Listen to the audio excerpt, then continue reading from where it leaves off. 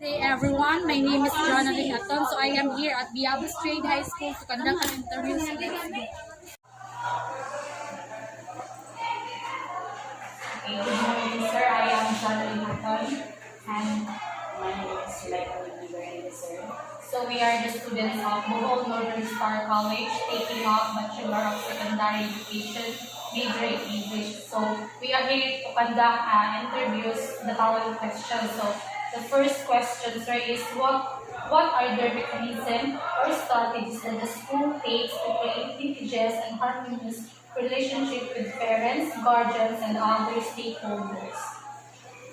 Well, in the school, it was always practice that every quarter, the school would call a parent-teacher conference.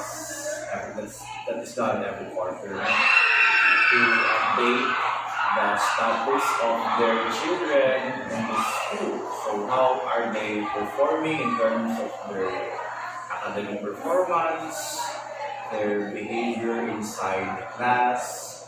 So the advisors and the subject teachers would have the chance to communicate with their parents about the status of their children in the school. Not only on the during the quarterly meetings, they can also send letters or they do home visitations if the case is really needed, or those students who are really having a problem with their academics. Okay, and also on the community linkages, well, the and the LGU would like to have the schools to participate on their activities where they would invite dental personnel or the teachers or even the students to participate in their programs. For example, pre-planning activities, fiesta activities where they would like to ask participation from them and because it's a two-way support. The LG will support the school, and in the meantime, the school will also participate. It's a way of giving back to the LG or to the barangay for the support that they are giving in the school. Okay. The second question, sir, is how teachers establish and promote professional links with their college? Okay. Well, there are a lot of practices done at DepEd where they would practice linkages with other professionals.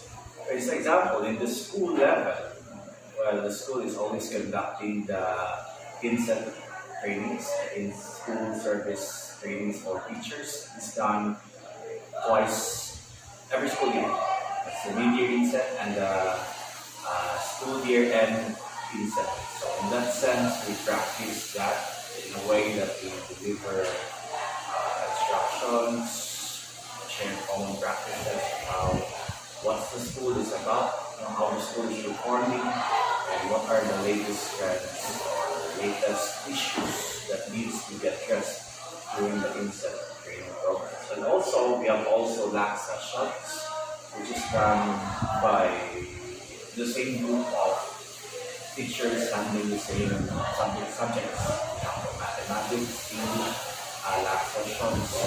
And also, there are district and division-based seminars and workshops where the teachers from different schools would convene and would share common practices through seminar workshops on how what are their best practices that they practice in school. Also sharing a few books about certain issues, how they're going to handle these things. No. So these are very good avenue to make professional linkages among the teachers. Not only in the school setting but also in the other schools. Okay, so the last question, sir. How school learning action cells SLC session improves professional relations in the Okay, professional relations, about the LAC sessions. There are a lot of topics that we could talk during our LAC sessions. Some of them could be learner diversity and student inclusion, where we share our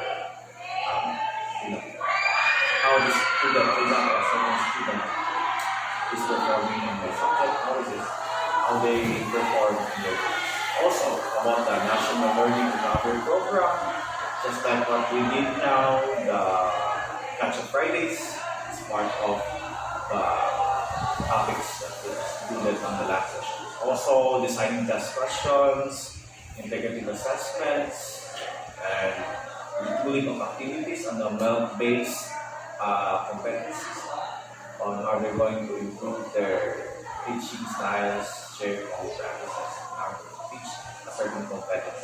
Also, we could also discuss about RPMS, IPCR roles for a certain school year, curriculum contextualization, localization, and indigenization.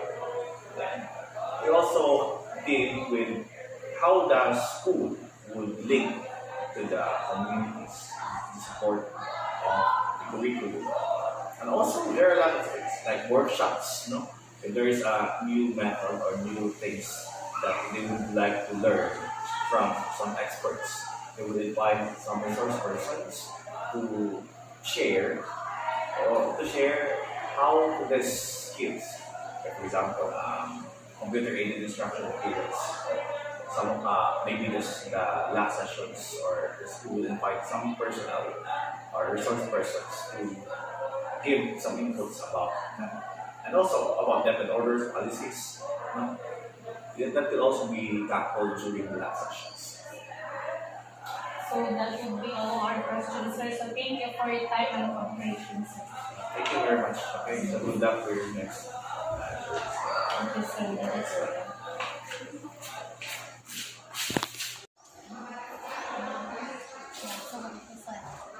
So, umpisa na tayo, no? So, my name is Janeline Naton. Good morning, sir. My name is Janeline Naton. So, we are students from Bohol Northern Star College taking up Bachelor of Secondary Education. So, we are here to conduct an interview together with Mr. Greg A. of Lunaria. So, the first question, sir, is what are the strategies that the school take to create linguist and harmonious relationship with parents, guardians, and other stakeholders? Okay, good morning, no? Good morning sa lahat. Good morning, Miss Aton. Good morning, Miss Marinko. Marinko. Good morning, no? So, ano mo si Aton? Aton. Kevin. Diba? Bagong Ano kapatid? So, very lucky because mas yun, so, kasi kayo. Kasi kayo, boarding pa rin. Boarding, kasi okay, unang question, paano magkaroon ng linkages, strategies, relationship with parents, guardians, and stakeholders. Okay, gawin natin dito sa panahon dito para magkaroon tayo ng mutual understanding sa ating mga parents na sumusuporta sa atin, mga stakeholders natin, ano lumago yung pangalan natin, magkaroon tayo ng tinatawag na unang-una nagkaroon tayo ng PTA association.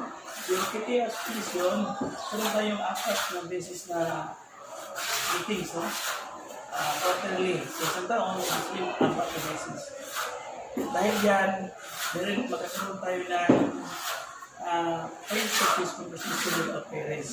Kasi meron kasabay dyan ng homeroom, classroom, PTA.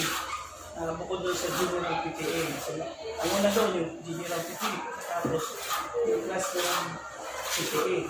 So, sa mga meeting na yan, nakakausap natin yung mga parents para sa kanilang mga anak, kung ano ang kalagayan sa kanilang mga anak. Tapos noon, meron tayong mga tinatawag na stakeholders support system sa ating paralan. Kung saan, nangihingi tayo ng mga tulong sa ibang NGO natin para sumusuporta dito sa pagpalago sa ating paralan, maintenance, lahat ng mga kailangan ng paralan. Bukod doon sa inuwi natin sa DepEd. Kasi hindi naman kaya sa DepEd lahat na gastusin sa paaralan ay kukunin mo sa local funds. So, bibili tayo yung tinatawag na stakeholder funds. Isa na noon, bibili tayo yung tinatawag na alumni. Alumni. Dahil na sa alumni, nakaroon tayo ng gym. Ating gym, no?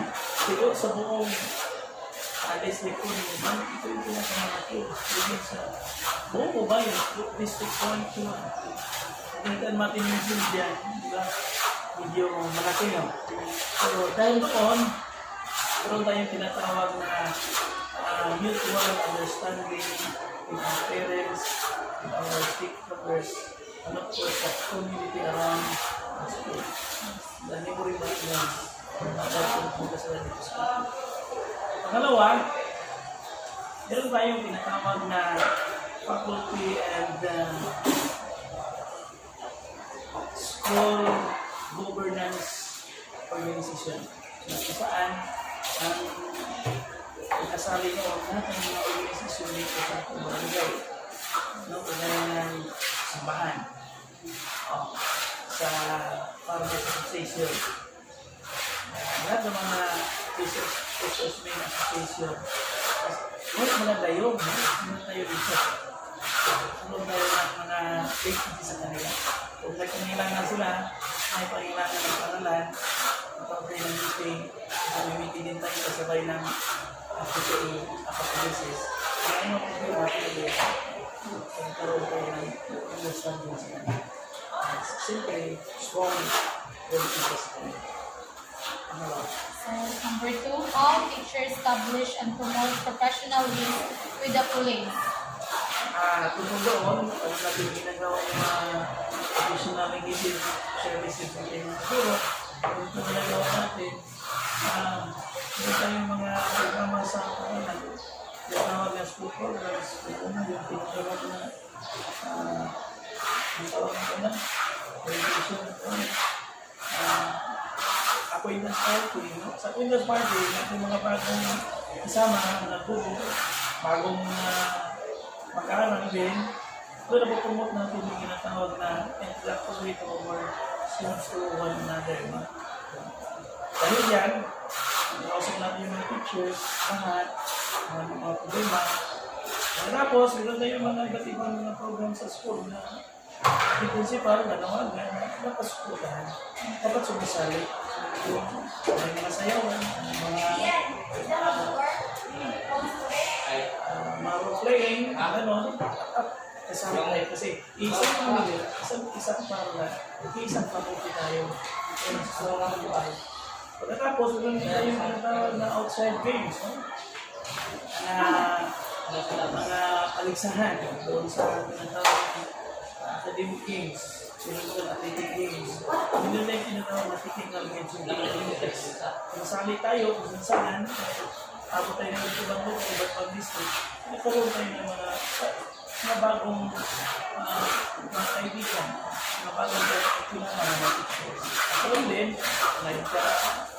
palitan ng mga laliya, mga strategy, tungkol sa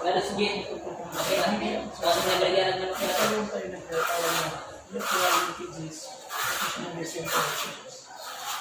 Saka nag-aaral din iba, mag-master na ng doctoral, nagkaroon tayo ng professional work. Yun ang siguro. The last question, how school learning actual self-sessions improve professional relationship? Yung tinatawag na NAC social, yung Learning Action Cell, bawat subject dito, subject area, meron tinatawag na subject coordinator.